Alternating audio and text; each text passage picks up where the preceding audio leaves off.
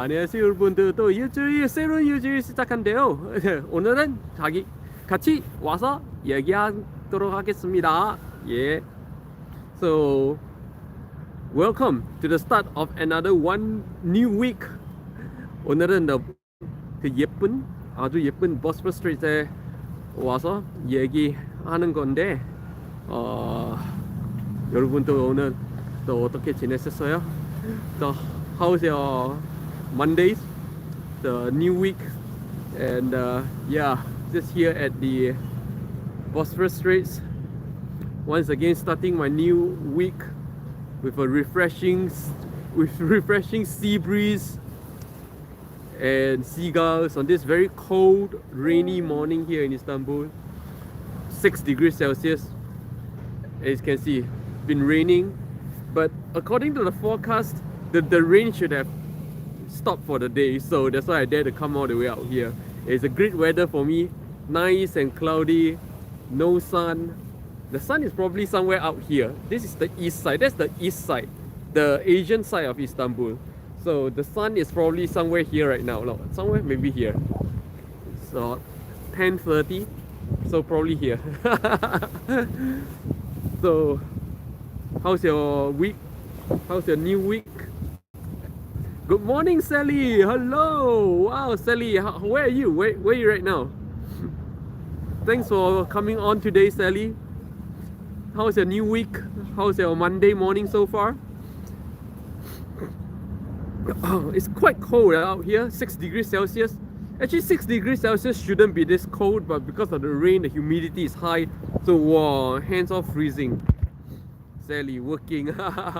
But you're working your own business. You're working your own company. So, should be a happy thing, isn't it? When I'm working my own business, I work every day, 24 hours a day. So in case you guys don't know, Sally here is a real life friend of mine here in Istanbul, and she's from Egypt, running her own business here in Istanbul. Not easy. Always foreigners starting out your own business.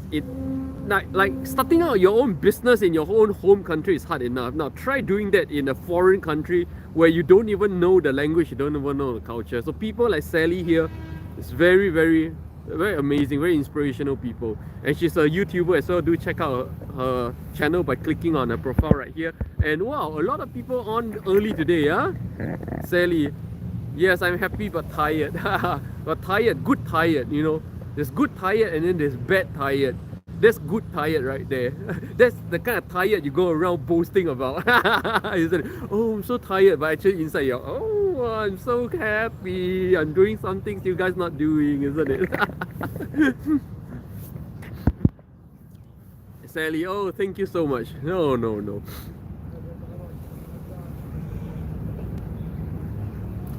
Is it very interesting? A lot of seagulls here today. Not a lot of people today because it's a rainy day, but because the rain has stopped and the rain is not likely to come back, so that's why I'm all the way out here. You can see the Maiden Tower. That's the Maiden Tower, very famous Maiden Tower sitting at the mouth of the Bosphorus Straits. That's the Golden Horn over there.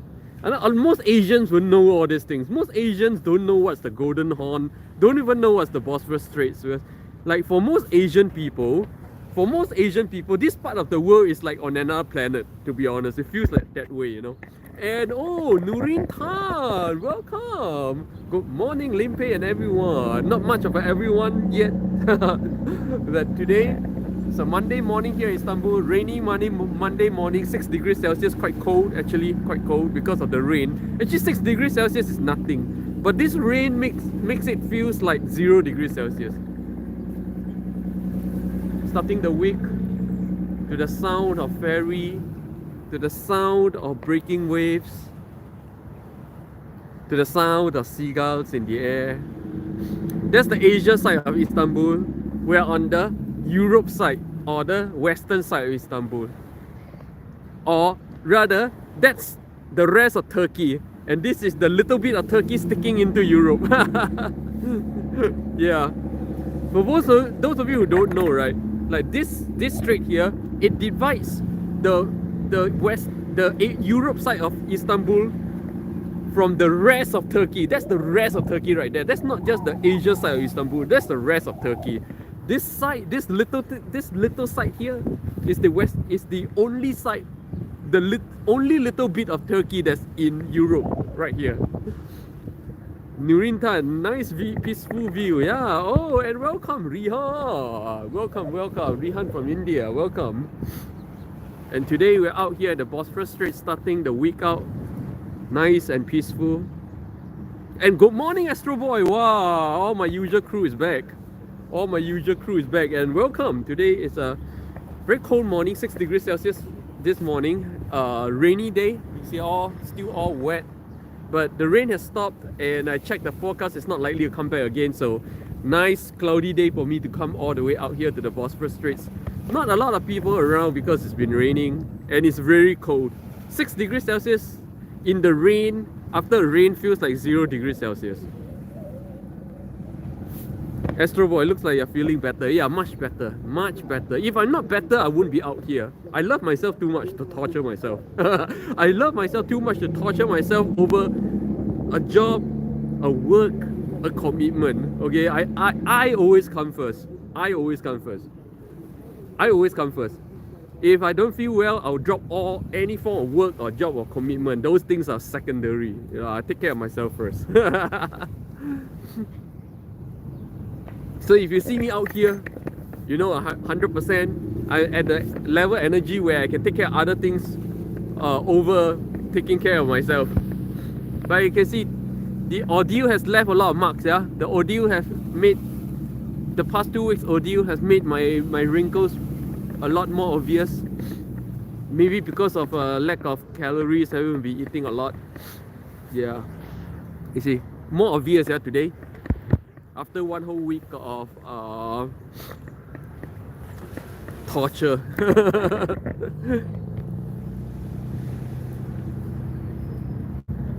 Nice and peaceful. I really love the waves, how the waves are breaking. Yeah, ibex. I actually don't really have ibex. These are not really ibex. But the real problem is this. These are not really ibex. Ibex are like, it needs to float to be ibex. Look at this angle, you can see it's not ibex at all. Just some discoloration under the eyes. Yeah, it does affect the skin a lot. You haven't seen the real thing yet. I will show you where those infections were. You will puke. Like dots, scars all over. Oh, very ugly. Very ugly attack. I'm really thankful it didn't go to the face like German measles. For a while I thought it might be German measles because I've never had German measles in my life. So I was like thinking, shit, don't let this be German measles, And thank goodness it wasn't, and it didn't go to the face. I don't care if the rest of the body are like dotted or what, but as long as it doesn't come to my face. That's the bottom line. If it comes to my face, that's it, man. Astro Boy, would you go to a doctor to diagnose? No, of course not. I don't do doctors. I always say I don't do doctors. A principle do not waver in the face of hardship. Any principle that waver in the face of hardship is no principle at all. Okay, and that's why I keep saying no. A lot of people say, "Oh, my principle is this, my principle is that. Oh, my value is this, my value is that."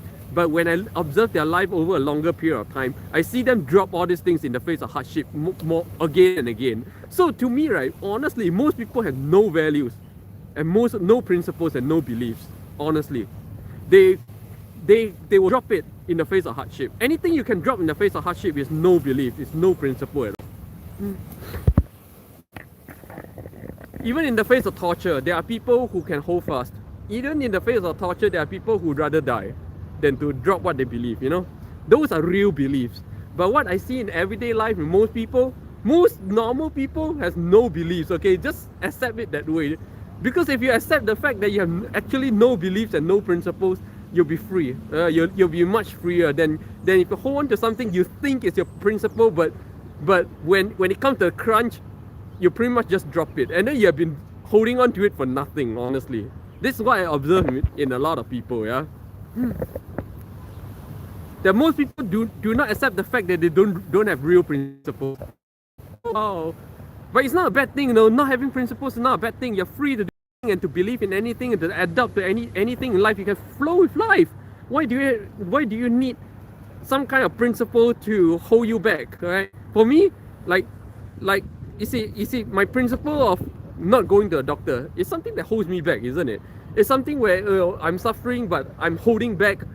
Where I should go to the doctor and just get it fixed once easily, you know, like maybe just one drug and I'm done. But I'd rather hold on to it and suffer. Yeah, I'm suffering that principle, you know. So having principles is not always a good thing, right? Not having principles allow you to flow with life. Having like very hardcore principles, right, cause a lot of misery in your life. And then to the crunch, a lot of people drop those principles and then you realize that those are not really your principles anyway. So you have been suffering for nothing. Yeah. Wow, look at those. Wow, sorry for the internet outage. Internet is not the most stable and not the best here in Istanbul. Yes, for those of you who just joined me, welcome. This is a live stream every morning here in Istanbul. Yes, I'm in Istanbul, the beautiful Bosphorus Straits here.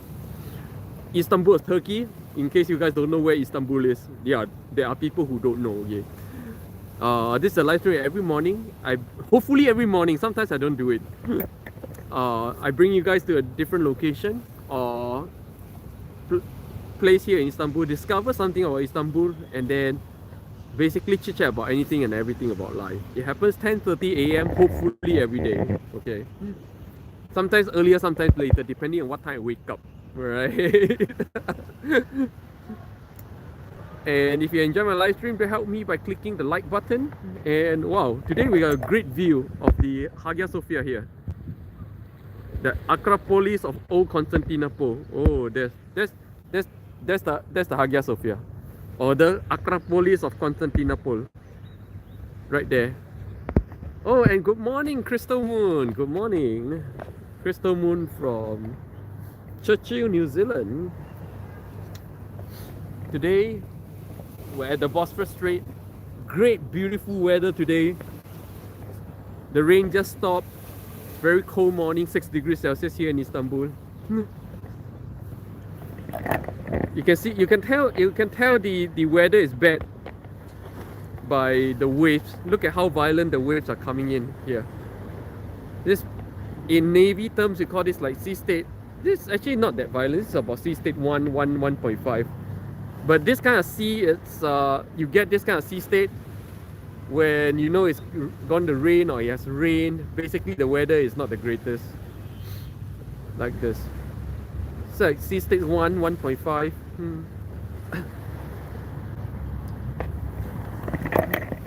Yep, I spent 7 years in the Navy. For those of you who didn't know. Love my time in the Navy, by the way. Professional soldier. Still am a soldier. I don't feel different. I'm right now just a soldier with no war to fight.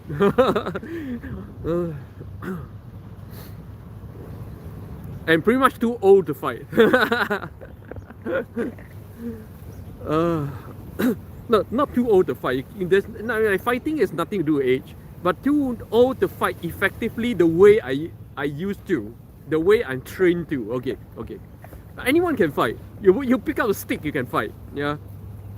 But fighting the way I was trained to, that takes quite a lot of physics. And welcome. Hope I didn't lose all of you in that little internet outage just now.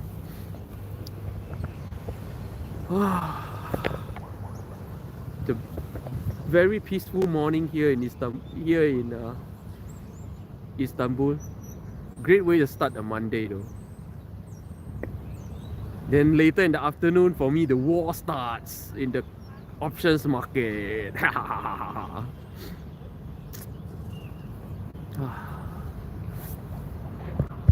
Nobody's talking. So just now we were talking about principles and why and how most people don't really have principles and you're holding on to nothing, making yourself miserable over something that doesn't really exist, you know.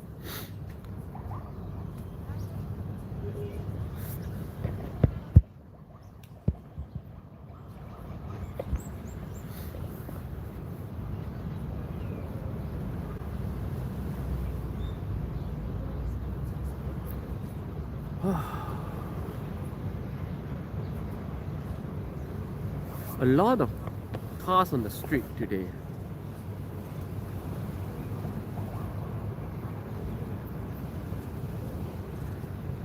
And now slowly people are coming to the Bosphorus Straits. And Liana, welcome! Liana from UK, haven't seen you in quite a few days. And today we're starting the week out here in the Bosphorus Straits. And we're talking about principles and values. Before the internet got cut and then suddenly everybody went quiet. And now it is the awkward silence. For those of you who just joined me, welcome. This is the Bosphorus Straits of Istanbul. And it's a very cold morning, 6 degrees Celsius, but because it has been raining, it feels colder than 6 degrees Celsius. It feels like 0 degrees Celsius. Pardon? Back.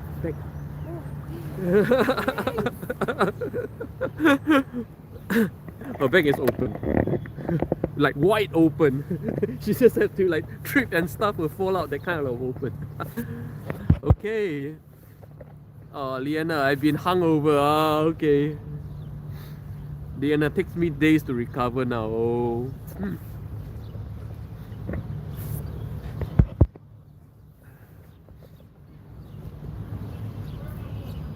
Astro Boy, low on a Monday. You know, for people like myself, Liana, Monday or whatever day makes very little difference. You know, there's a lot of freedom lifestyle on my live stream. You know, like Liana is one of them. Quite a few. And you can see, you guys can see after one whole week of being sick, you can see it all shows around my eyes. You see, you can see the wrinkles and everything gets a lot more obvious around the eyes. Liana, I'm not hungover now.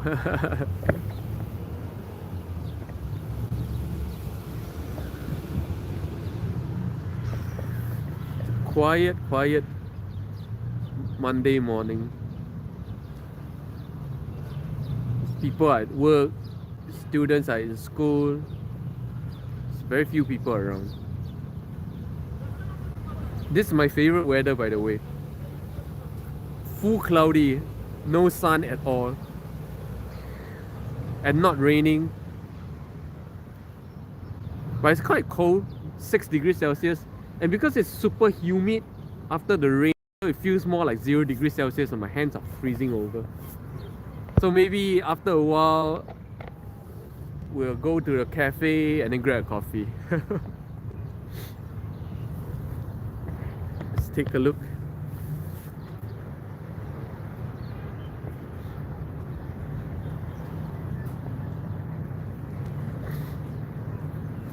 Liana, my friend's sister is the only one who recovered fast, but that's because she's 21. Oh, and good morning, Kim Teo from Singapore. Welcome.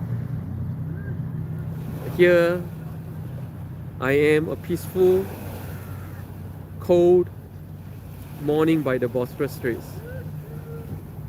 You can hear the waves breaking, the seagulls in the air, and the very cold, chill air. Very humid air, not dry at all. And because it's so humid, it feels very cold. Actually, it feels like 0 degrees Celsius. And welcome. We're in the Europe side of... It's unfair to call this the Europe side Istanbul. This is literally the Europe side of Turkey, because right there, the Asia side Istanbul, that's pretty much where the rest of Turkey is. This is the only part of Turkey in Europe, you know. So it's unfair to call this side the Europe side of Istanbul. You should call this side the Europe side of Turkey, you know.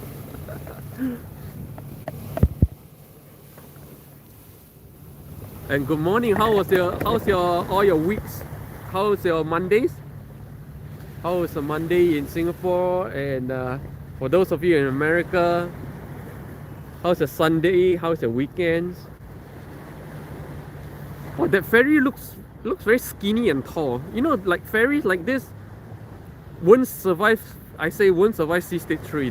The thing is gonna topple in strong winds. It's crazy. It's so skinny and tall. That ferry. Oh, you can see a lot of seagulls flying around that ferry. Can you see? Can you see? A lot of seagulls, a lot of gulls just flying around that ferry. Liana, I bet the air is really nice and fresh. Yeah. Wow, super. Zero air pollution. Big difference, especially if you come from a place like Korea. Like Seoul is like perpetually polluted, man. The air is super polluted in Seoul.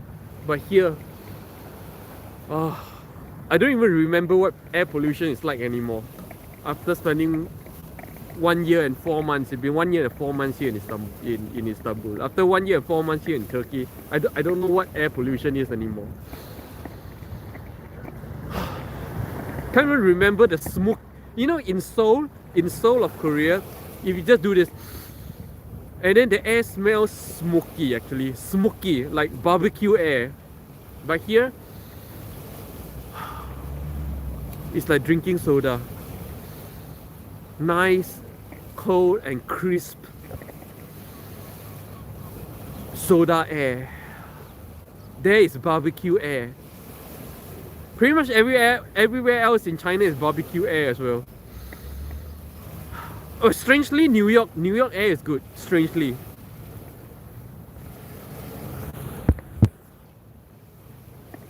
Liana, I'm used to polluted air. London has been polluted for centuries. London was the first polluted city in the world, you know, because that's where the steam engines first started rolling. So London is pretty much the progenitor of air pollution. You guys evolved in air pollution, man. Oh, look at this crow. It's so big. But the crows here are smaller than in Japan, though. The Japanese ravens are way bigger. Like, Japanese ravens look like eagles, but the crows here are like half the size of Japanese ones. And the good old sparrows you find anywhere else in the world. A lot of people coming by ferry. You see, these are not for tourist things, you know? Not for tourists. And see, all these people coming off the ferry, they're here to work, you know. It's the main form of transport going from between the east and west side of Istanbul, or I would say the east and west side of Turkey, because that's where the rest of Turkey is. That's where not just Istanbul, that's where Cappadocia, that's where Bursa, that's where Ankara, that's where the rest of Turkey is. Here, this is all there is. Europe, Turkey. Liana. Yeah, crows and ravens are different species. Yeah. Most people can't tell the difference. Most people can't tell the difference between a raven, a crow, and a magpie. And a mountain magpie, you know. Astro Boy, coastal cities fare slightly better. Fare slightly better in terms of what? Air pollution. Like the southern part of Korea, you don't get that much air pollution. Mainly, not because they are in the coast area, no. Even those that are not in the coast area is far better. Why? Because they're out of the line of the pollution coming from China. So the China pollution pretty much goes eastwards and it cuts across Seoul, but pretty much not across the rest of the, like, it kind of missed the southern part. That's why. It's not because it's by the coast.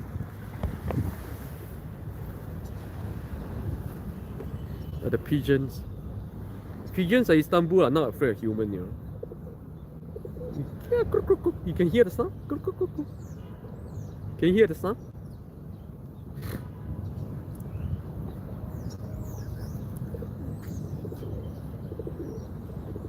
I really like the sound.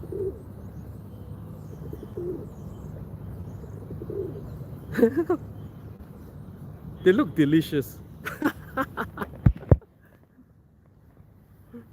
air pollution, yeah. Liana, I think I'll pass out if I had fresh air. Yeah, I think so. I think your lung will burst.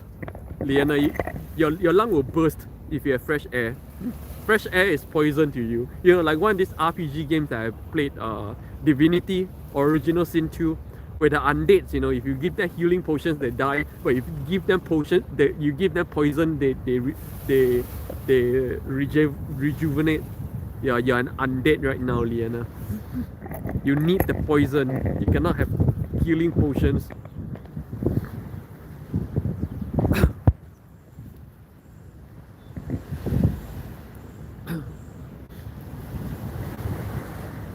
Wow, it's getting very cold. It's 6 degrees Celsius out here, but because it's been raining, the 6 degrees Celsius humidity feels like 0 degrees Celsius. And my hands are freezing over. So I'm just gonna walk slowly to a cafe right now. Need to go hike, man. This is too cold to be out here for too long. Been standing out here for more than half an hour, so... Liana, I'm a walking corpse. Yeah, undead, right there. Right there. So, Divinity Original Sin got it right. Undeads drink poison to rejuvenate, not and die when they drink healing potions. Oh, cold. Whew. 추워.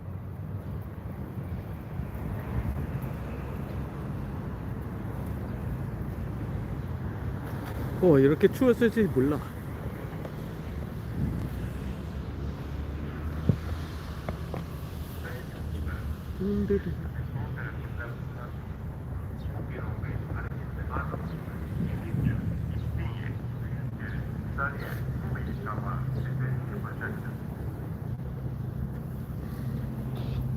So I'm just gonna go to that cafe over there. The same cafe I always go to when I come to this part of Istanbul.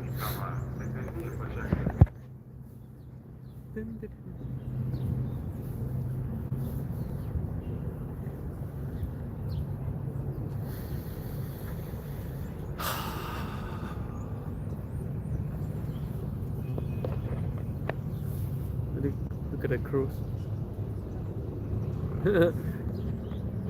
You know, when I'm walking down the street, I take note of all these things, you know, animals, clouds, trees.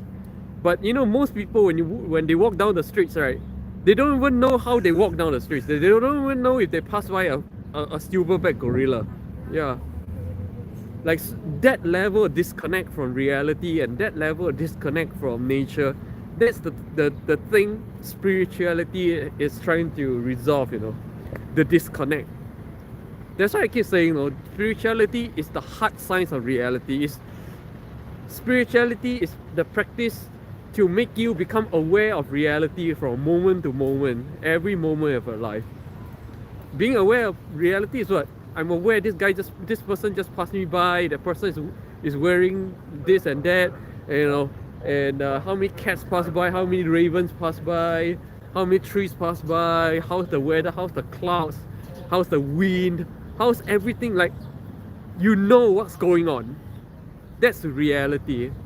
For most people, not only are most people disconnect from reality, most people don't even know what reality is anymore. To them, reality is the imagination they have in their head, that the world is bad, you know, you lost touch with reality. And then so what's reality? Oh, the reality? Wow, right now we are suffering, we need money. To them, that's reality. Man, they don't even know what's reality anymore. That's the story, that's not the reality. The reality is this. This is reality, this is real. This tree is reality, is here right now. You miss all this, then you're not in reality. You're just living a life in a story. That's why I made an entire playlist about the problem of story world versus real world. And most people are suffering their story world. That's the problem. If you know how to live in the real world, there's pretty much no suffering in the real world. Pretty much, yeah, because sometimes for some people, the real world can suck. Oh, Catwoman. What's that? Oh no, Catwoman. Batman. Oh, it's a new Batman. Oh, I didn't know there's a new Batman movie coming out. Oh, it's beginning to rain again. Good timing. Oh, it's starting to rain again. Good time to go to my favorite Pablo. Yes, Pablo. It's actually not raining. It looks like snowing. It's snowing. It's kind of sleet. Yeah, interesting. It's snowing at this time. Coming to Pablo.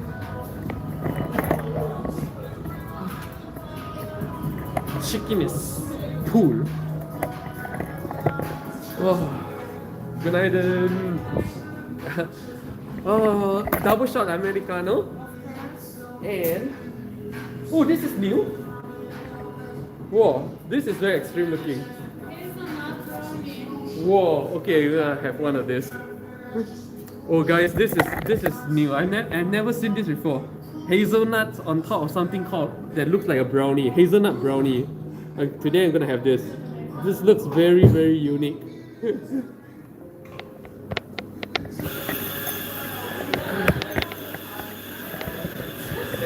Let me. Huh?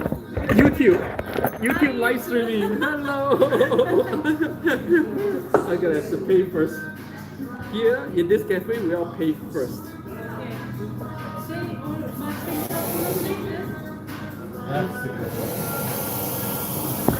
Barista, the golden chain.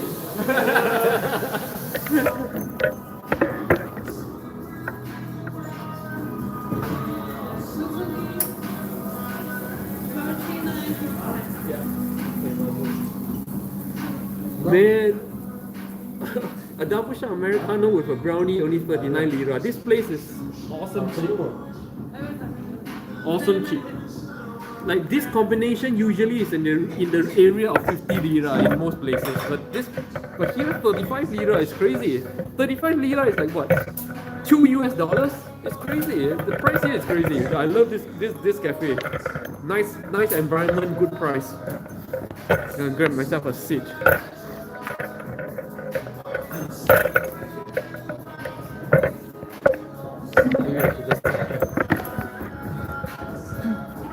Okay.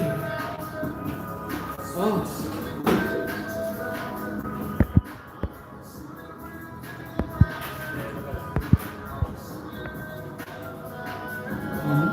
Nurin, living in a moment.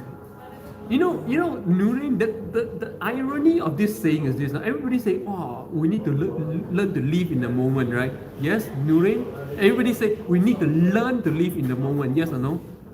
But do you know what the irony of that is? That sentence is super irony, you know why? Because the reality is this: you're always only in the moment. That's the reality. You don't have to learn to live in the moment, because the reality is you're always only in this moment. Are you in the next moment right now? No. Are you in yesterday right now? No. Enjoy. Thank you. And here it is. Boom. Yeah, we always only exist in this moment. And so why do you have to learn to be in the moment? You only need to learn how to shut off the story in your head. That's the thing. Wow, this is awesome, man. Hold on, I'm gonna make a short video of this. Hold on, yeah.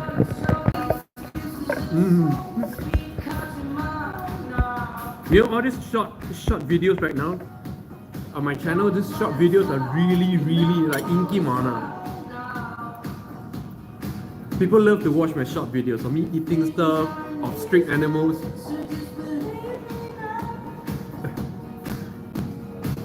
Ooh.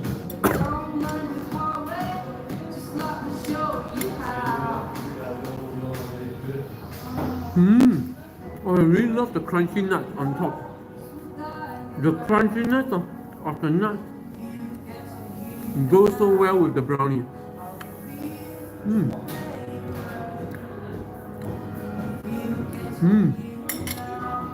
And of course, immediately you need your coffee to release the fragrance. Wow, this is why chocolates and brownies go so well with coffee. Wow. When you eat the brownie or chocolate, one mouth of coffee releases the fragrance. Like the fragrance.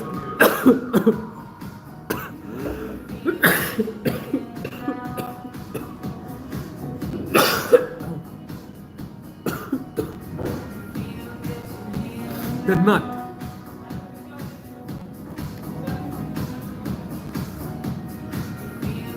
Oh, the nut. Yeah, marshmallow. So, oh, the chocolate squid. Wow. You see me coughing and they gave me a free bottle of water. Man, this cafe is top class, man. It's cheap and the service is top class.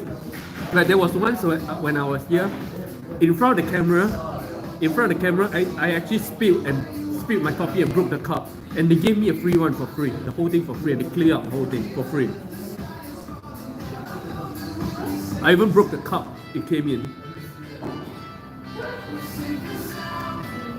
And they replaced the whole thing for me free. And they see me coughing, give me water for free. And all this for 2/3 the price of other cafes. Only 2/3 the price of other cafes. Usually like this set here like this will be about 50 lira in other cafes. Today here, this is only 35 lira. You know what 35 lira is? About $2 US. For those of you who want to buy my coffee today, you can go to for $2 US. No, you buy me the entire set for $2 US.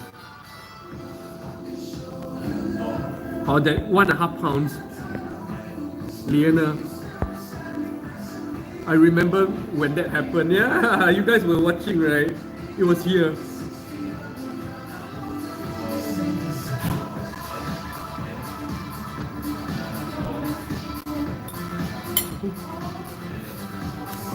Nurian. Coffee does go with chocolate. Sometimes the chocolate recipe that coffee powder.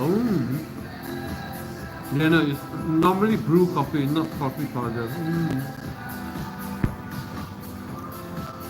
Chili goes with chocolate. Ooh.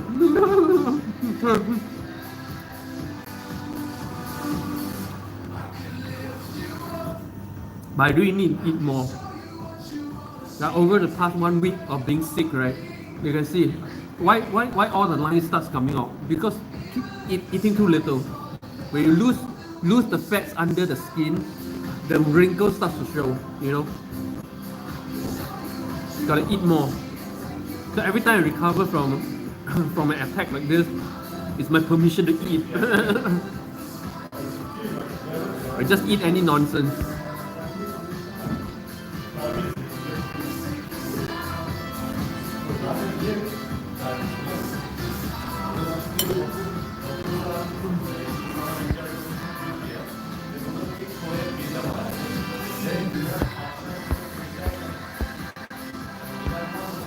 Oh, the marshmallow tastes really good.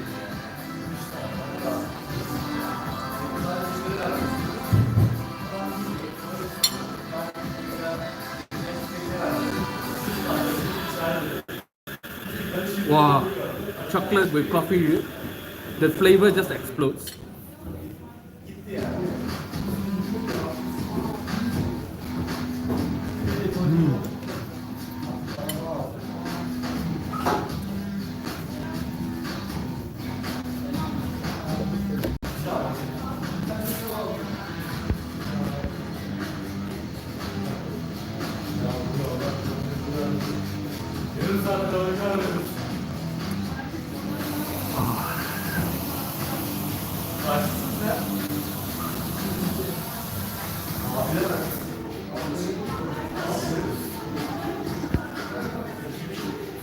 Oh, it's not a cake, it's a brownie.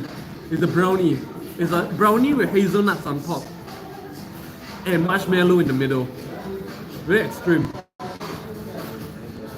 They say all the nuts, hazelnuts on top, caramel hazelnuts, brownie with marshmallow in the middle. All this for only 35 lira or $2 US. Crazy. Wow.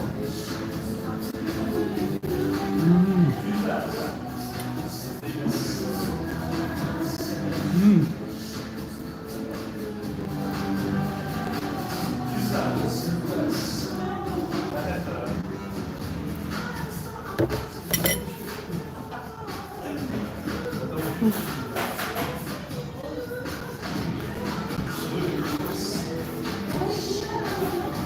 guys know that these days people do this, it means love, right? Koreans started this, means love. Do you know in other cultures this is not love? In China this means money. You do this, is money, it's like money come. In China this means money.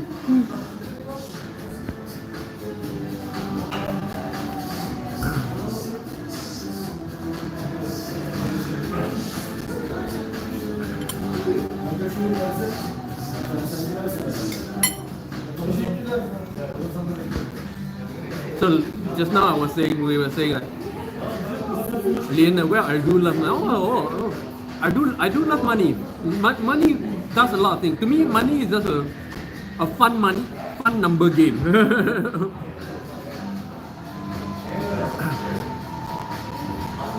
The problem when most people love something is they allow that love to overtake them. So for most people, see, when I say I love money, pretty much means I like money and I'm in control of money. But when other people say they love money, it means money control them. The desire and the greed of money control them. Like I say, if let's say I say, I like coffee. Yeah. Or rather, I don't want to give good examples about this, but the problem with most people is they allow what they like to control them. It's okay to like anything, you can like money, you can like sex, you can like anything, as long as it doesn't control you. And that's a very fine line. It's a very fine line.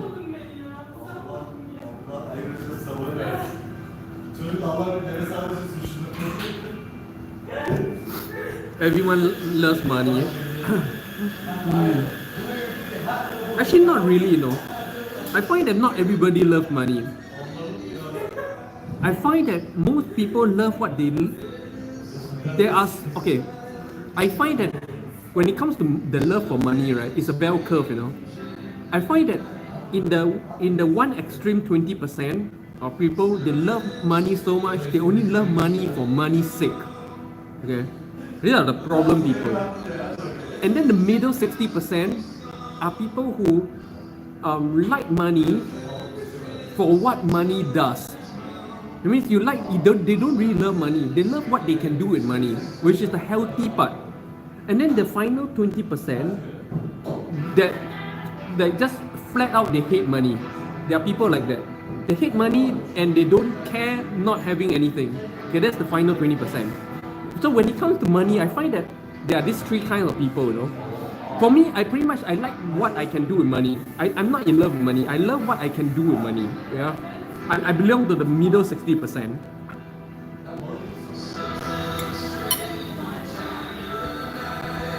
I find that most people belong to the 60%.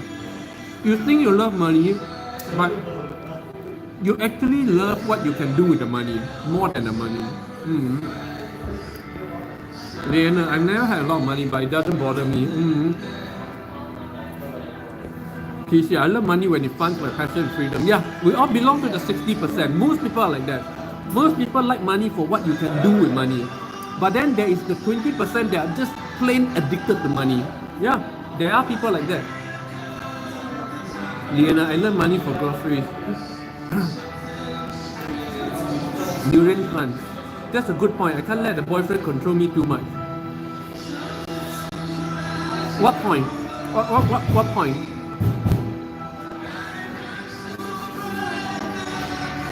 Which is a good point?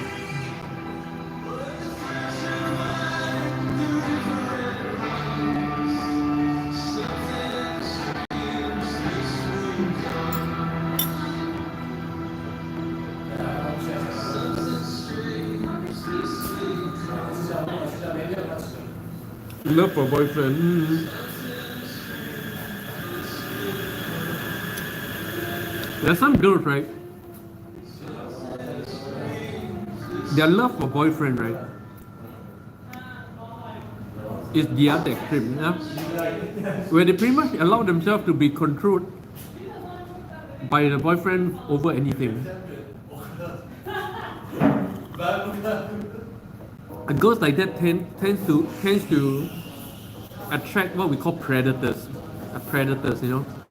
There are very predatory guys out there who preys on very weak girls, you know.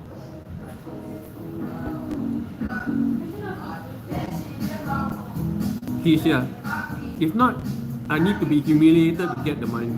But not if I need to be humiliated to get the money. Yeah, exactly.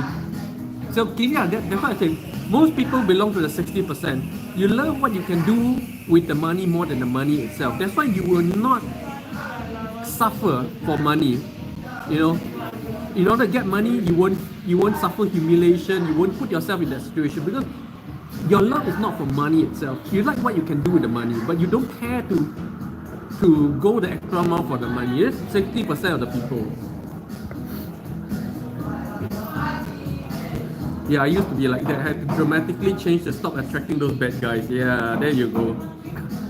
Some guys are born predators, yeah? Especially very young guys. It's not their fault, no, it's genetically, most men are programmed this way because of their hormones. Because of the hormones, right, to them, getting girls is just about getting sex. Just like a hungry wolf instinctively know how to hunt for their food. Young guys know how to hunt for their food as well. Very predatory. It's not their fault, no. It's all hormones. You get to a certain age, they stop doing it. Yeah. It's all hormones.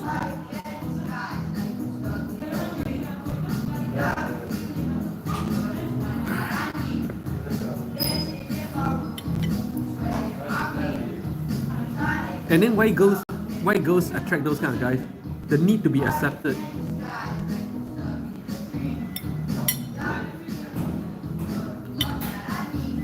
The need to belong. Again, unfortunately, is a genetic thing. Women species of any animal strive to belong in a structure so they can procreate safely. Yeah? So it's not even your fault or anything. A lot of psychologists say, oh, it's about your family, it's about upbringing, nonsense. It's all hormones. It's all hormones. It's how human being, if left alone, that's what you will do as a human being. That's how you evolve to be, you know. I don't know. Newington, what's the background music? Sounds fun. I don't know how I know what music that is.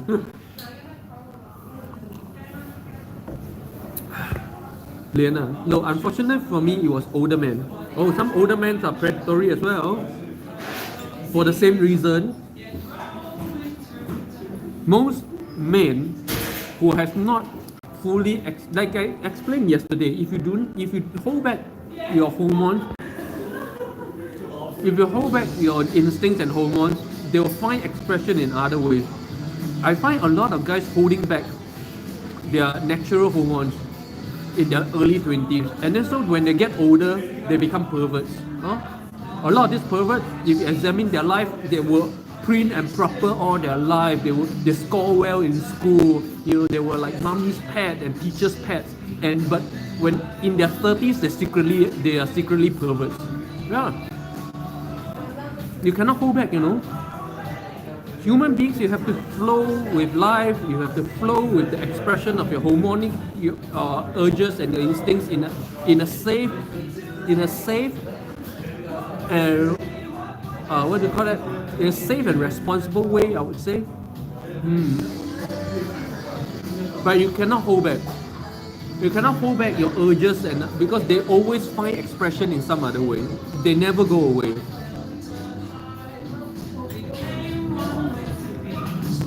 The final bit.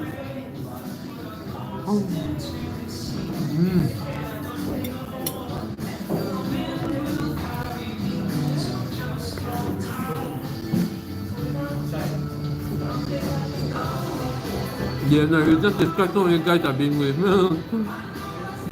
No? So there are two types of girls. One, you like all the predatory bad boys. That's a problem. Second, you like all the guys who look prim and proper, who have never been in trouble, who are teachers' pet, mommy's pets, okay? And they turn out that they secretly express their urges in perverted ways. Yeah. These two types of girls I see a lot. Just be normal. Just be normal. Just flow with life and life will take care of you. That's what I always say. Flow with life and life will take care of you. If you want to hold back this, hold back that, change this, change that, try to control this, control that, the more you do that, the more perverted your life becomes. The more unnatural your life becomes. And right now I'm describing at least 99% of the people out there.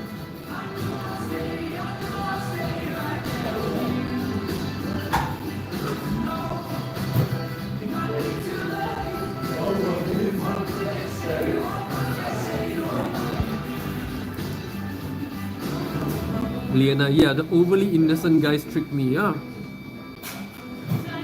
Some girls love those kind of innocent guys, you know, like they like girls that the guys who get good grades at school, who have pretty and proper life, suit and tie kind of guy. I'm sorry, you know, all this thing, the more you look proper, the more you are finding expression in secret perverted ways. Because that's the way human psyche works. You cannot hold back. So normal guys would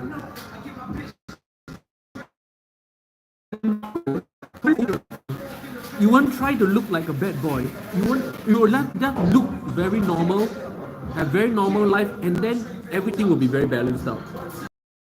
But you like guys who are like extraordinary in certain like outward ways. I'm sorry, those people all have, you know, always some kind of problem. Lena, but I also dated the bad boy guys. Yeah. Actually, in a way, right?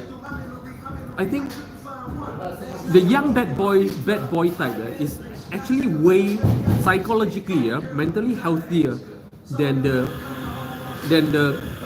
prim and proper type.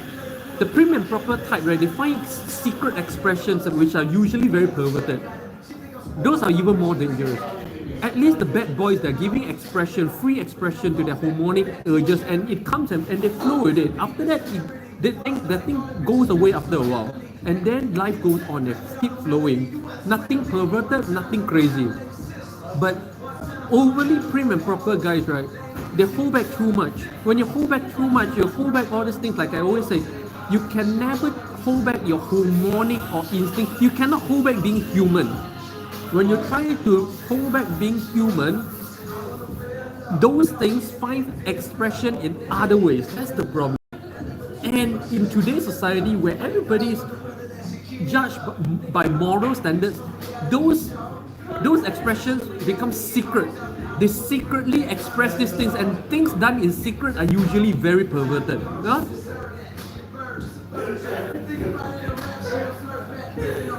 Kim Teo. Keisha, I like people with life experiences, been through war. You like people like me, Keisha? Kim Teo, I think you ate the cake in less than 10 bites. I know, right? To me, it's very small. Liana, but the brownie is really good. And I made a short video of me taking the first bite. You know, like my short videos of me eating stuff, right? It's actually quite popular. I don't know why. Liana, yeah, it's surprising how many well and proper guys have food fetish, all kinds of fetish, all kinds of perverted shit they do secretly. I'm telling you, honestly. You know how I know? Because I know a lot of these guys. They share their shit with me.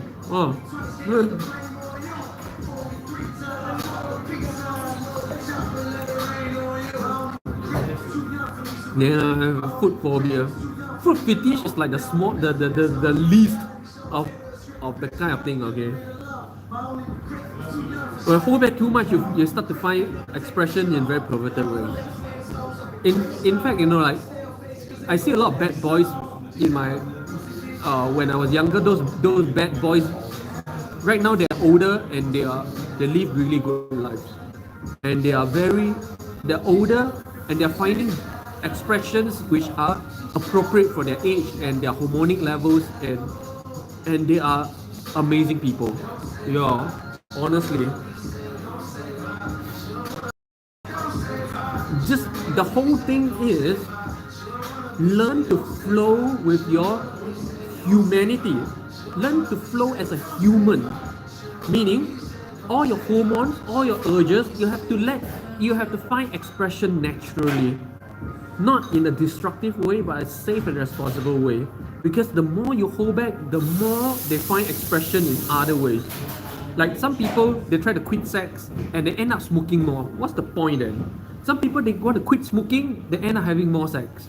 Some people who want to quit smoking, they end up eating more sweet things. Some people want to quit sugar, they end up, there are, but okay, sugar is another thing. Okay. I think smoking and sugar, all these things are not good examples because those are not examples of hormonic urges but addictions. Okay, these are not good examples. They are not good examples. Addictions are different, but they work the same way, which they find expression in other ways as well.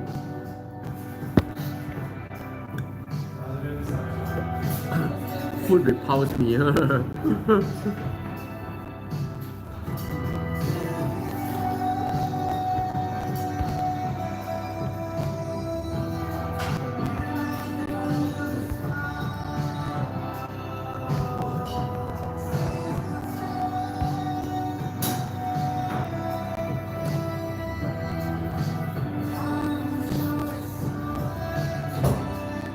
But Keisha, you say you like people like me, and we've been through a lot, right? But one thing is that you'll never truly know people like me. People like me who have been through all that kind of thing, who have lost friends in military operations, who have been through a lot of things. You will, in real life, right? You will never, like, if you know me in real life, you'll never truly know me. Even my wife, we've been together for 5 years, right? She's still trying to know about me. Every time we talk, she knows something a little bit more that she never knew about me. Even yesterday, she knew a little bit more about me that she never knew before. Because people like us, we don't talk about those things. We don't talk about those experiences because once you've been through enough, you go beyond trying to talk about it. You just become I don't know how to say this, yeah? But you just become. You don't talk about it anymore. And my wife knows, My wife knows I don't talk about my life much. She don't know much about me, to be honest. To be honest, I'm very honest with my wife. I always tell her that she knows probably only about 20% about me. And she accepts it. And over time, she gets to know me. Even after 5 years, she don't know after 5 years right now, I always say she knows probably only about 20% about me. Because there's a lot of things I don't talk about. Even to close friends, I don't talk about anymore.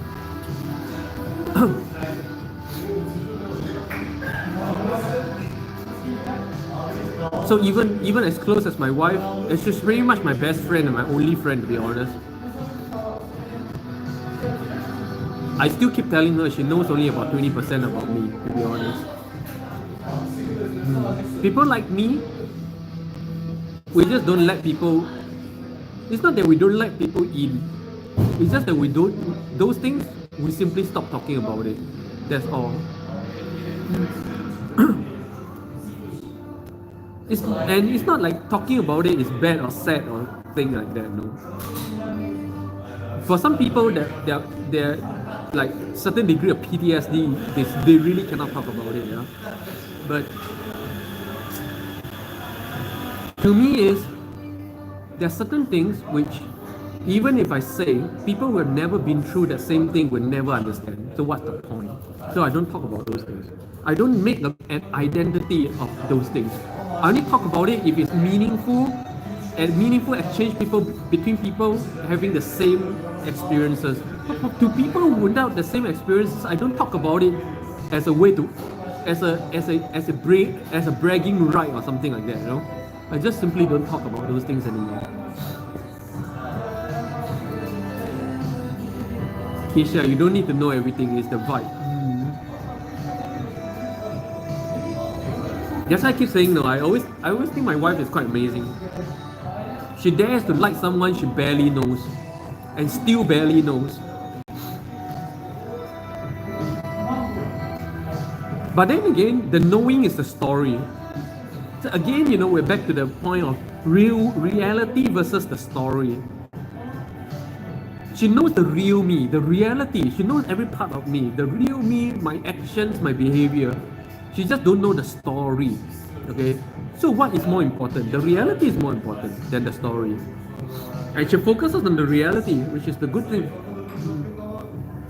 Liana, yeah. There are things I never told anyone. Yeah.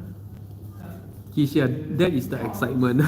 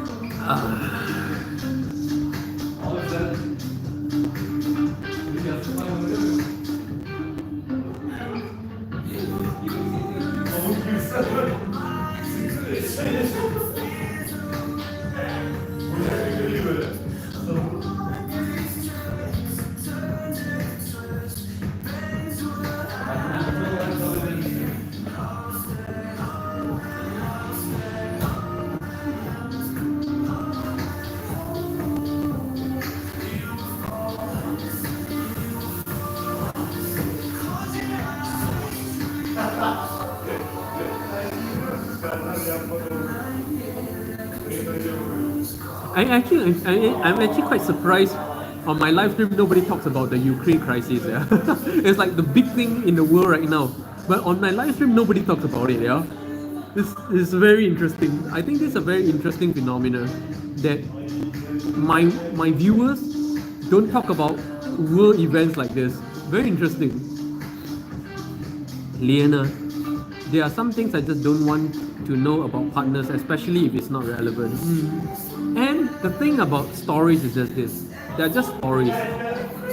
How do you know it's true in the first place? So what's the point knowing? You know?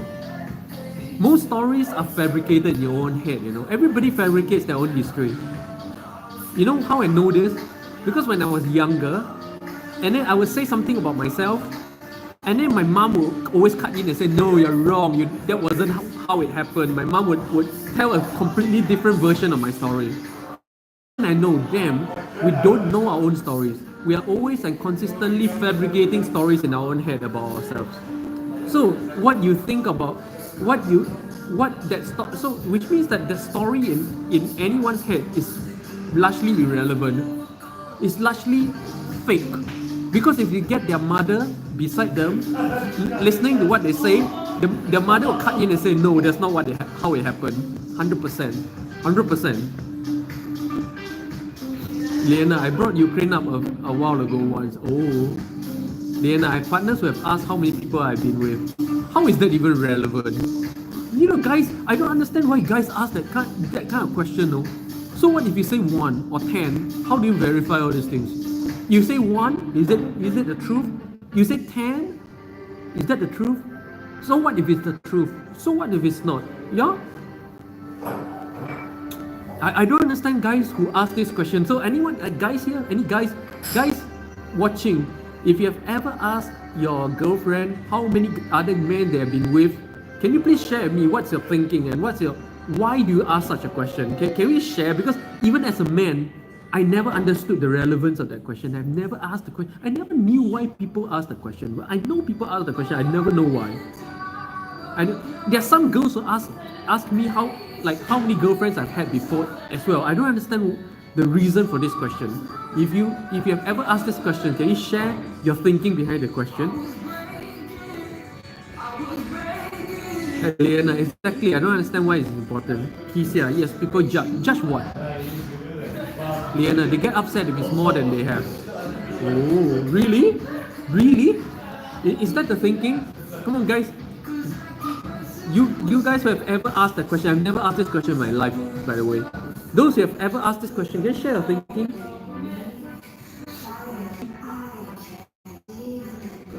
Like why do you ask that kind of question? Can you share your thinking?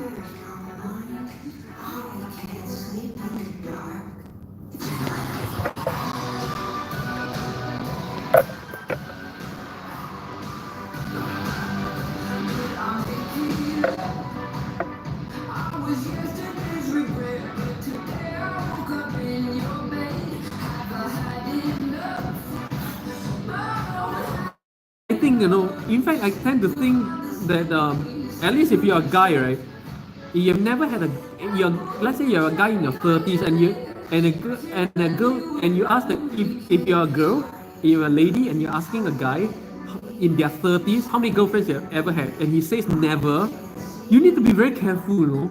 Something is really wrong with this guy. I'm telling you the truth, because going through the raging hormones of your 20s and you never had a girlfriend, right? It shows that you're holding back too much, or something is just very wrong, and secretly you're very perverted. To be honest, that's how it works. That's how human being works. I'm not being judgment. I'm not judging individuals here, I'm just saying that's how humans work,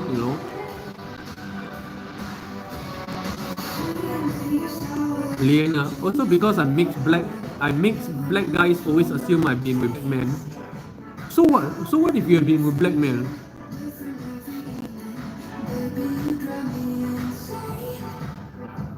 So what if you have been with black men or yellow men or whatever men? I don't understand.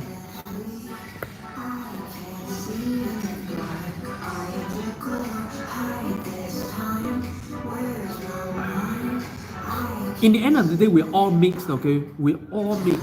There's no pure race in this world, by the way. Huh? We're all mixed. Huh?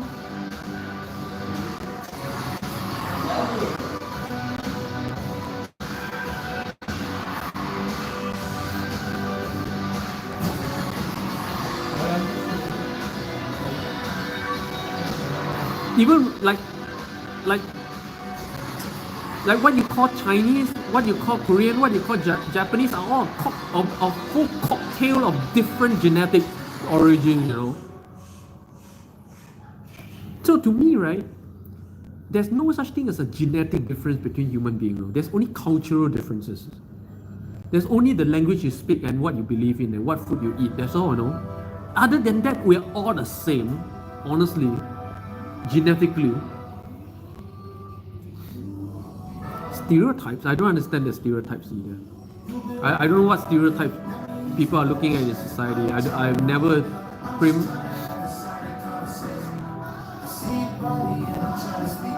I don't understand what's the black so-called stereotype.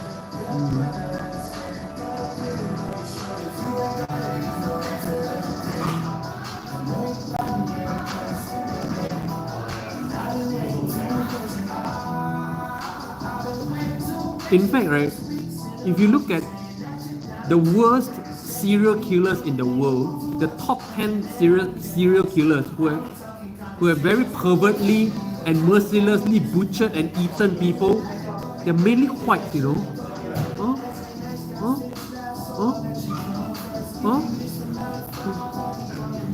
So I don't understand that like even stereotypes.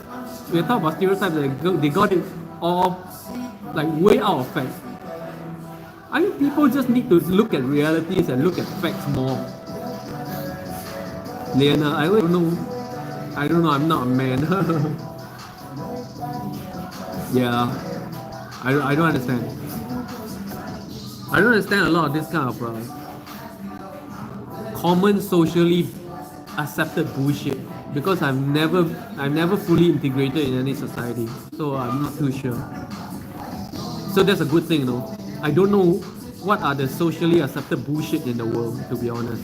I really don't know. I've never integrated myself in any society.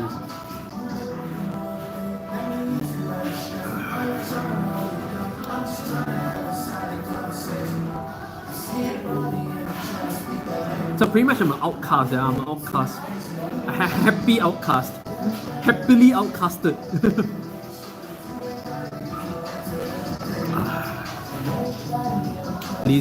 Liana, it's so bizarre that men think it's appropriate to ask women.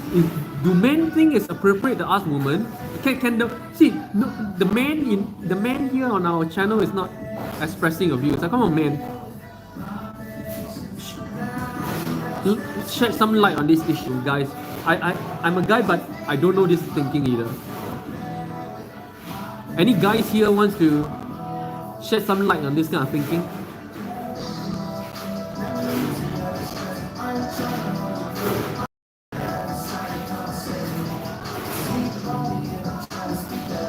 Well, a lot of Asian people here in Istanbul lately.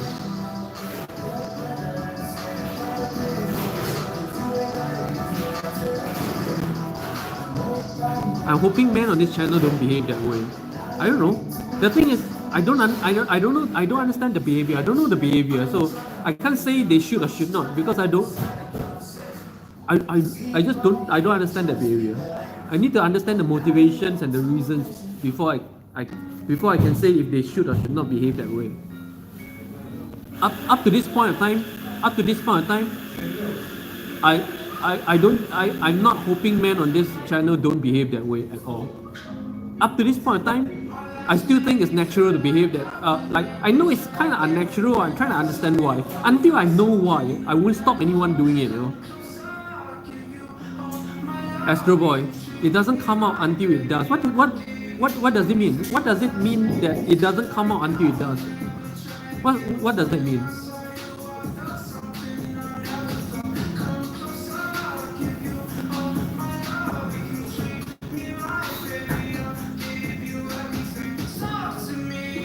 Doesn't come out until it does. What does that mean?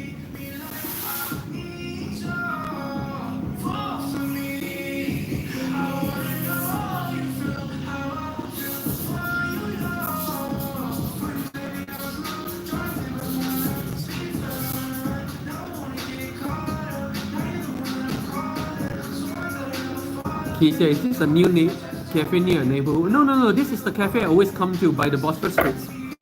In case Kisha, you joined me too late, in the first half an hour of this live stream, we went to the Bosphorus Straits, and it got very cold, so I came to the cafe. This cafe that I always come to when I come to the Bosphorus Straits. I usually come to this cafe after going to the Bosphorus Straits.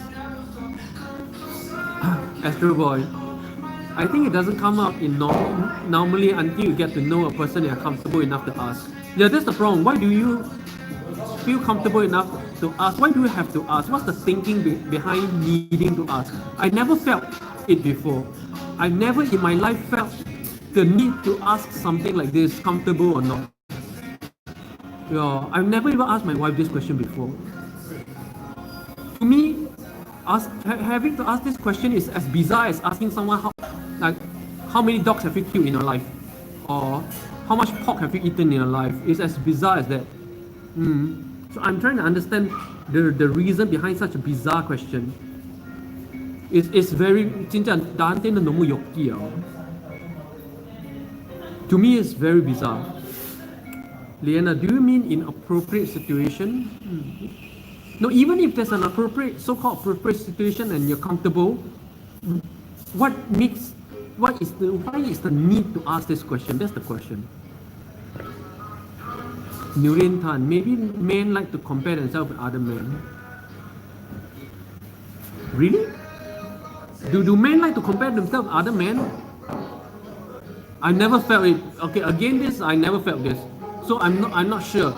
Nurin, that may be only your own thinking. Men may not be like that, because at least I've never felt that way.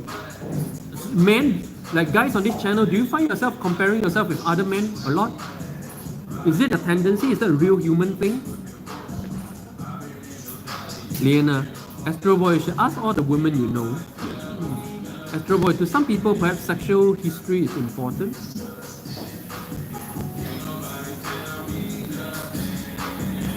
What would you mean by sexual history is important?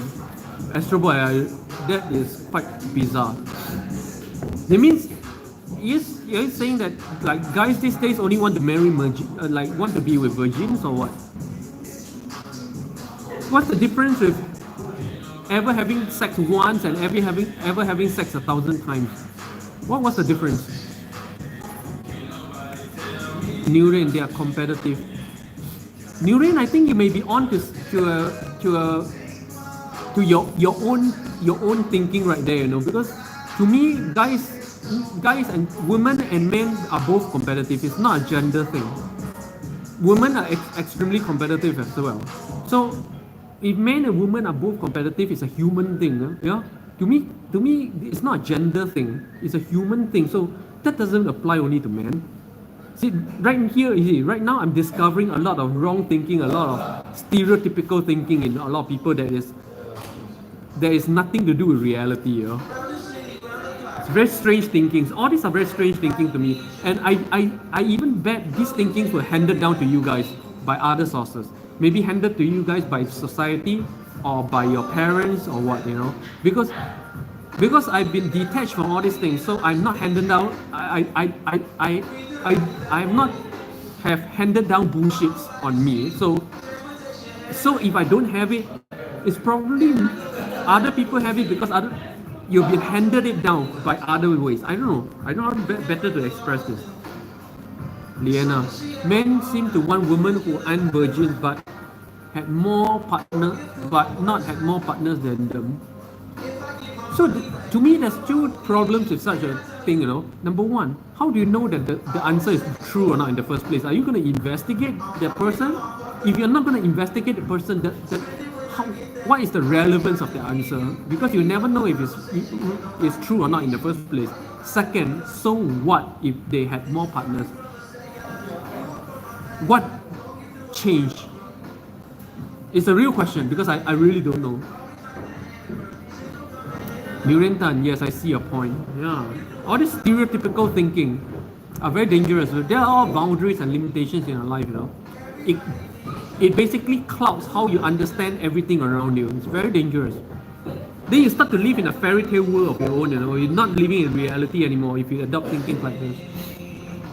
Astro Boy, let's not start at sex. Do people ask how many girlfriends and boyfriends you have had before just relation? I never asked. Astro Boy, that's the question that that's the question I'm asking. Why do you guys have to ask how many boyfriends or how many girlfriends you had before? Why the need? I've never felt the need before, and I had many relationships before, many. And I never felt the need to ever ask a question like this. I'm trying to understand humans better. I'm trying to understand why humans ask that question. Because I never felt it. I'm trying to understand why. Like I said, I'm always trying to learn more about human beings. My whole quest on earth, my whole passion on earth is learning more about human beings. And this is my learning moment, okay? I'm not trying to challenge anything. I'm really honestly curious. Nguyen Tan, I'm not competitive, but agree women are as competitive as men. Yeah, it's not a gender thing. Nguyen Tan, I'm also an outcast. Kim Teo, maybe they are trying to establish whether the person is partner hopping, just like employer wanna see how many companies work for to determine the person is job hopping. What is partner hopping in the first place? Astro Boy, it's the same. Can't the person be curious? Eh? Right back at you. What does that mean, Astro Boy? Well, you really lost me, you know, today. Your answers are very cryptic to me. I really don't understand. What were you trying to say? I don't understand this. Very cryptic, huh? Your answer seems to be built upon a whole mountain of social assumptions that I don't possess. So I really don't understand.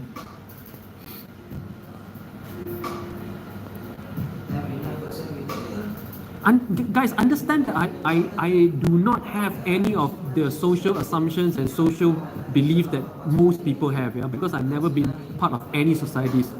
Okay, so if your thinking is, if your answer is based on certain assumptions or so called you think everybody thinks this way, then you lose me, because I don't think that way, because I don't know what those thinkings are. I really don't know. I've never lived one day in any society.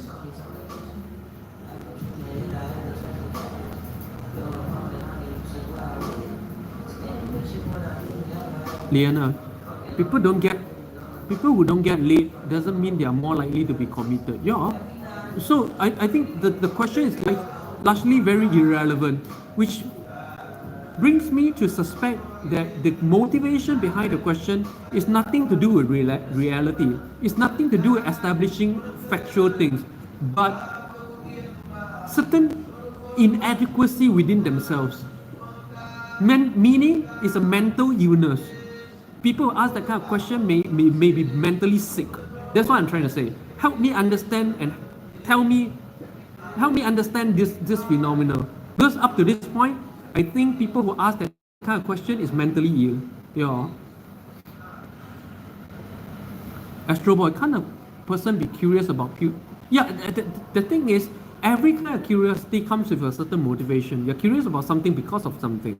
I'm trying to understand the motivation. If you're just classifying every human behavior as, oh, it's like that, he's just curious, then there's nothing to understand about human beings. It's just a curious bunch of monkeys, that's what you're trying to say. And therefore, my quest on Earth all this while has been meaningless, because human beings are just a bunch of random monkeys with nothing to understand about. That's what you're trying to say, Astro Boy. Very deep implications, There is a motivation. I'm trying to understand what that is. Liana, you can be curious, but what? Why need an exact number? No, there is a motivation behind all curiosity. Even a cat curious about what's in your bag has a motivation. I'm trying to understand that motivation. Until you learn to dig deep enough into human motivations, you will never understand human beings. I look way beyond the surface. I look way beyond the things they say, the things that they like, to know the motivation behind all these things and the history behind the motivations. I'm coming to that, I not only want to know the motivations, I want to know the history behind that motivation. How long that kind of thing has been going on. What's the origin of the history of that motivation that resulted in a widespread phenomenon of such a question? To me, this thing has very deep implications. It's not just a simple one-off thing. I never see human beings, right, or any single human behavior as just a simple one-off thing that you can as a random behavior. To me, there's no such thing. To me, every single behavior has a motivation. Behind that motivation, there's a history. Behind the history, there's an origin. Until you learn to dig this whole thing up, you will never understand human beings, Astro Boy, to me, it's not a thing. If the question is asked, I just answered, not too bothered. Liana, I slept with a lot of people in my 20s. I'm in my 30s now, so I don't see the relevance, as I'm not the same person now. Astro Boy, I guess if it's important to the person, then it's important. No, Astro Boy, that's a very shallow way. If you think like that, right? If you look at what someone does and you think, oh, it's important to him because it's important to him, then you never understand the person. Worstly, you never understand mankind. And when you don't understand mankind, then you start to think that we live in a very chaotic world where a lot of things are very random, which are not.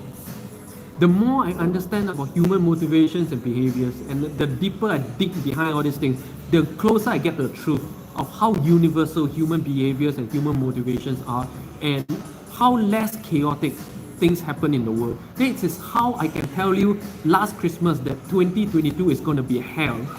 How I know all this? Because I know how human beings work. I know how everything that human beings create works, because I dig deep enough. And therefore, even all these things we see this year is not chaotic to me. It's all within expectation. I expected this year to be like this. How am I so sure? And I even profited from it. So I'm actually putting my money on my talk, I'm that sure. Why? How am I that sure? How is the world not chaotic and random to me? Because I understand human beings in a very deep level. And until you do, you will always feel like you live in a very random world. That you always feel like things are happening around you very randomly, and you'll be fatalistic. That you feel like there's nothing you can do to change the way things are happening around you. That is a very sad way of living life. You see how this one small little attitude has such deep implications in every area of life. It's very important.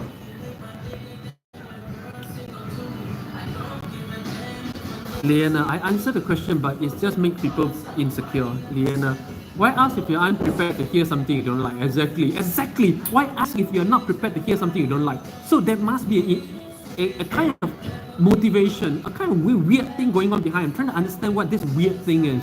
Until I know, to me, it's a mental illness, that they are mentally sick. Liana, I have friends that have slept with only a few people that have cheated on other partners. Mabel Tan. Oh, Mabel Tan, at last you talk. Last 2 minutes, okay? After this, we'll go. Hi, Limpeh. Could they be nosy due to self-esteem issues? Yeah. To me, I'm very much thinking that it's a mental problem. And self-esteem issue is a mental problem, by the way. All these are all mental problems. It's a mentally sick, yeah? Maybe they feel inadequate. Yeah. To me, at this point, I think that way. Until someone give me a good answer, help me understand. Right now, at this point, I think people who tend to ask that kind of question is just mentally sick. And the mental illness is all kinds of things that result in what you just said. A sense of so-called inadequacy that comes out from where I don't really understand that yet. See, you guys may think like Limpeh is a very weird person. Like I'm a very weird person. How do I not know all these things that you think everyone as a human should know? I don't. Because I'm telling you, most of the things you to you by society, by your family and all those things. Once you break out that structure, you'll find that those things don't exist at all. To me, I've never been part of any of these structures, so I really don't know. I really don't know. Oh.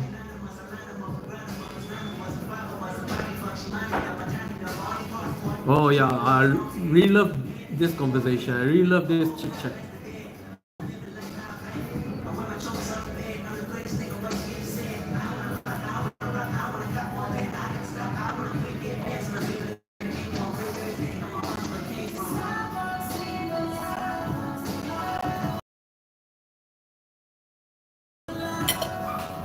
Oh, I usually get the most people on when I'm about to end the live stream. That makes me wonder, should I just start the live stream at about this time instead of 10:30 a.m.?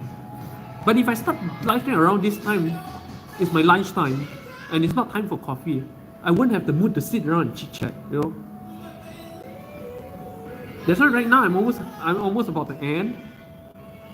Going for lunch, paying my internet bills, going home.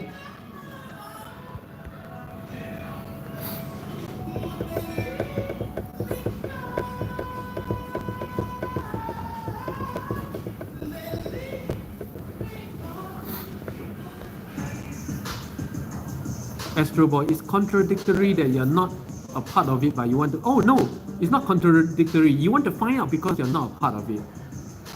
You're curious about a flower. You're curious about a dog because you're not a dog. Dogs are not curious about dogs. Flowers are not curious about flowers. And therefore, most human beings are not curious about human beings. You only start to be curious when you one day you're not a part of it, and then you look at the whole thing as a whole, and then you start to realize that hey, there's something there to learn. I would say you only start to be curious about human beings when you set yourself apart from human beings. Then the curiosity will come, because I found that people are that the same kind is incapable of being curious about the same kind. Yeah, if it makes sense. That's not so. That's why it's not contradictory. It's how it works, Liana, I look great by society standard when I was younger. So for me, it was normal to sleep with people I liked, especially when I was young. Yeah, to me, all these things are normal. You do what you do. Who is anyone to judge someone else's life? You dig deep enough in anyone's life, there's always shit. So what's the point? I found guys who also been a lot of people ain't bothered with who I've been with. Yeah, yeah. Astro Boy, that's cyclical reasoning though. It's not really, but I don't really expect you to like deeply understand this, because these are kind of one of those things which you start to understand only when you are in that kind of situation. There's a lot of things that are like that, yeah.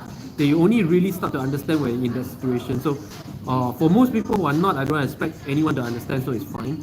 Yeah, just know that I'm someone who is very curious about how human beings behave and think from a third-party outsider's point of view. Yeah, and I'm adopt such a point of view because I'm an outsider and I'm a third party pretty much to anything in this world, to any society. I'm a third party. I'm not a first party to any societies or any. Yeah, but it's okay.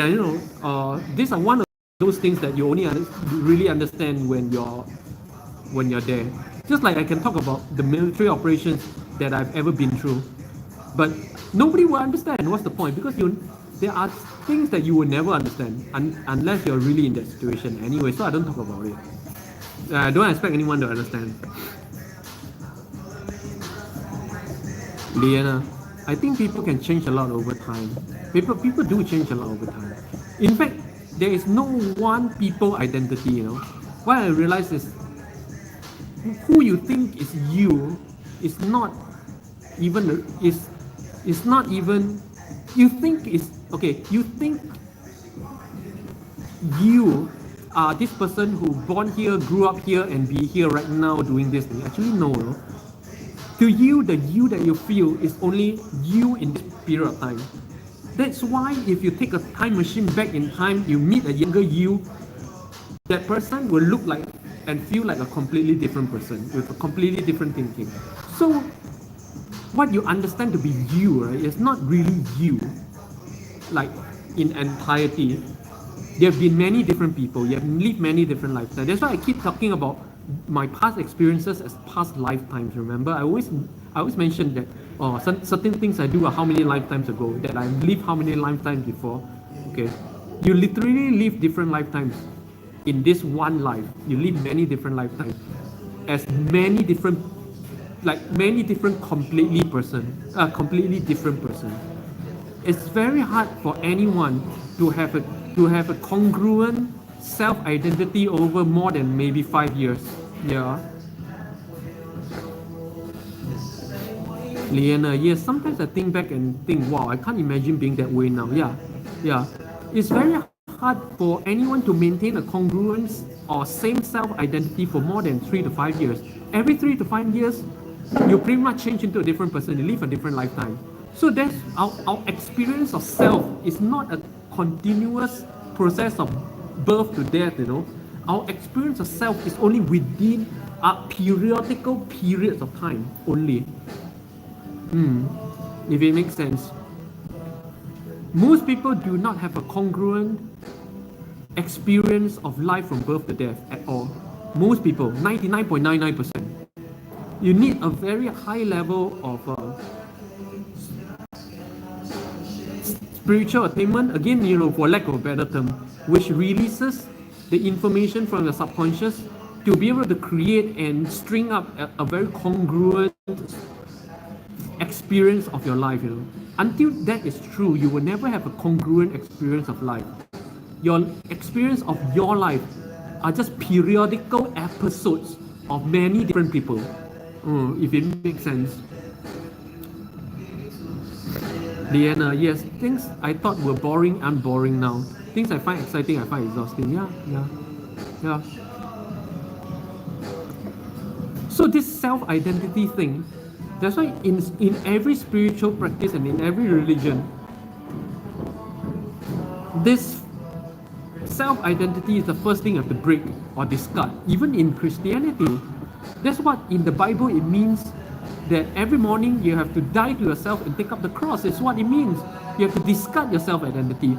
And the reality behind that is this, it's the same in Hinduism, it's the same in yoga, it's the same in everything, it's the same in Buddhism. The reality behind that is simply this. Actually, there's no self-identity to discard. It doesn't really exist. What you experience yourself are just periodic episodes over time, over many lifetimes. And there is no congruent understanding of the identity. It doesn't even exist. Oh. You don't really exist. Think about it. Annyeong. See you guys tomorrow.